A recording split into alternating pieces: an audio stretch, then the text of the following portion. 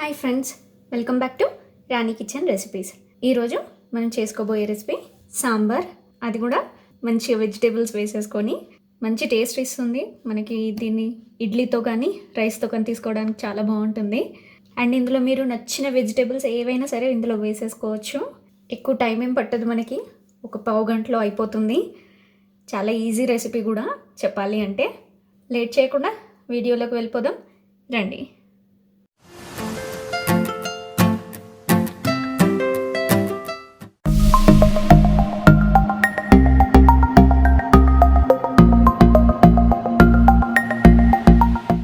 ముందుగా ఒక కుక్కర్ పెట్టుకొని నేను ఇక్కడ కందిపప్పు ఒక హాఫ్ అన్ అవర్ ముందే నానబెట్టుకున్నాను. మీకు ఒకవేళ పెట్టకపోవడం కుదరకపోయినా డైరెక్ట్గా అయినా కడిగి వేసేసుకోండి. చిటికెడు పసుపు కూడా వేసేసుకొని మీడియం ఫ్లేమ్లో 2 విజిల్స్ వచ్చేంత వరకు ఉడికించుకుందాం. మన పప్పు ఉడికేలోపు మనము కూరగాయలు కట్ చేసుకొని పక్కకు పెట్టుకుందాం.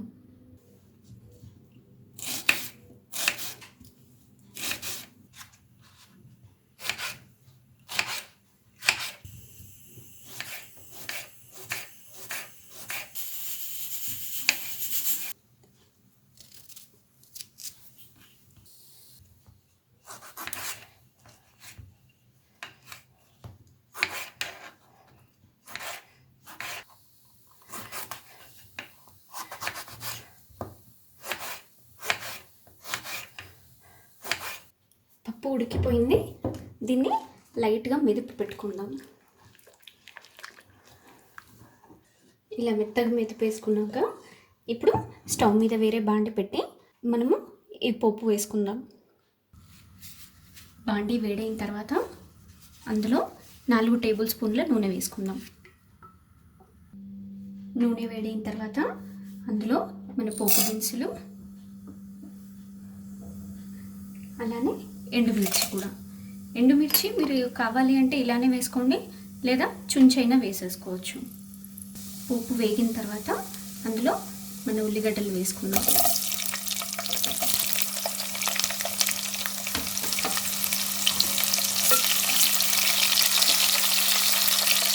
ఇందులోనే మన కరివేపాకు కూడా వేసేసుకుందాం.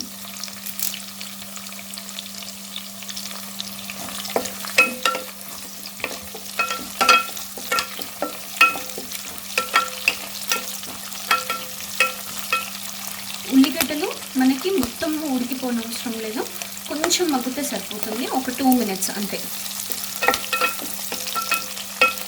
అండ్ స్టవ్ మాత్రం మీడియం ఫ్లేమ్లో పెట్టి కుక్ చేయండి.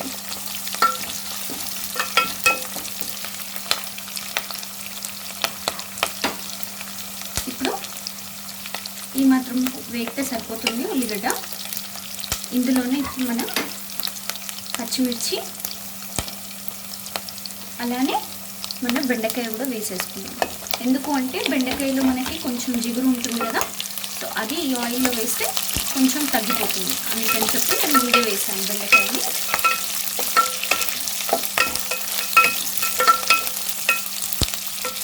మన బెండకాయని కూడా ఒక 2 మినిట్స్ మగ్గనిద్దాము.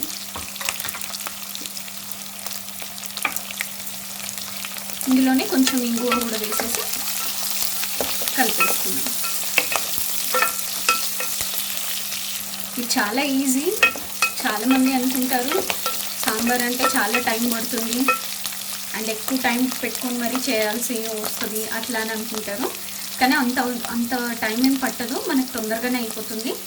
నేనైతే ఎప్పుడైనా వెజిటేబుల్స్ కొన్ని మిగిలిపోయి ఉంటాయి కదా, మనము ఒకేసారి అన్నీ కట్ చేయకుండా కొన్ని పక్కకు పెట్టేసుకొని అట్లా మిగిలిపోతూ ఉంటాయి కదా, అట్లా ఉన్నప్పుడు ఇట్లా సాంబార్ చేసేసుకొని అన్నీ అందులో వేసేస్తే ఒకేసారి మనకి సాంబార్ వచ్చేస్తుంది, ప్లస్ వెజిటేబుల్స్ అన్నీ కూడా యూజ్ అయిపోతాయి మనకి. ఈ మాత్రం వేస్తే చాలు. ఇందులోనే మన క్యారెట్, రాడిష్, ములక్కాయలు అండ్ టమాటా కూడా ఇందులోనే వేసేసుకుందాం.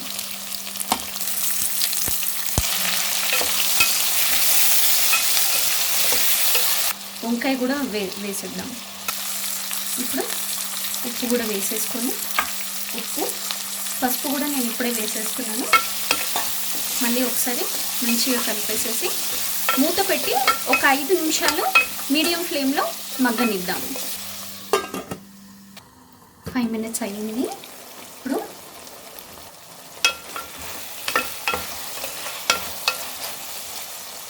ఇందులో కారం పొడి,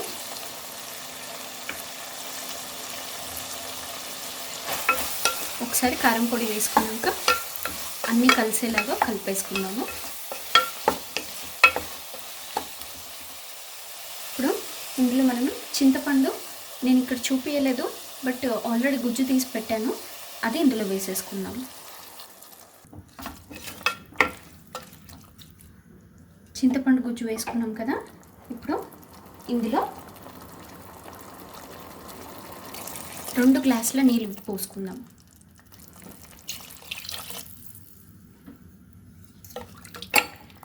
మీరు ఇంకా కావాలి అంటే పులుపు చూసుకొని దాన్ని బట్టి ఇంకో గ్లాస్ వాటర్ ఎక్కువైనా వేసుకోండి. ఒక 2 నిమిషాలు మూత పెట్టి మరుగొచ్చేంత వరకు పెట్టుకుందాం.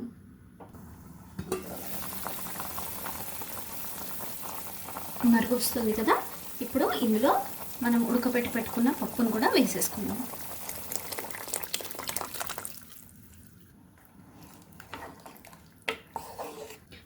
మనము పప్పు వేసాం కదా, ఇప్పుడు మన కూరగాయలు కొంచెం ఉడికేంత వరకు ఉడికించుకుందాము.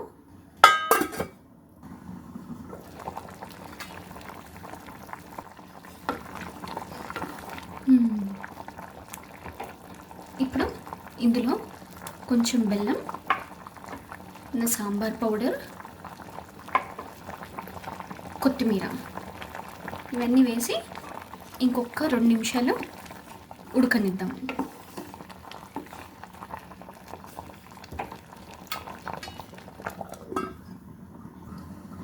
5 మినిట్స్ అయింది, ఒకసారి చూద్దాము.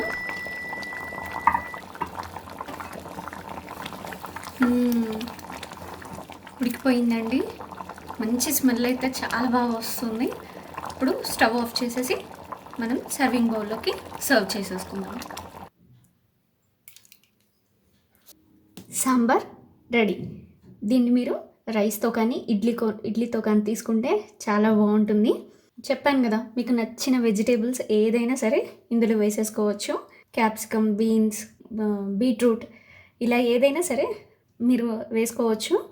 చాలా చాలా బాగుంటుంది టేస్ట్ మాత్రం. మీరు ఒకసారి తప్పకుండా ట్రై చేసి ఎలా ఉందో నాకు కామెంట్ బాక్స్లో చెప్పండి. Thank you so much for watching.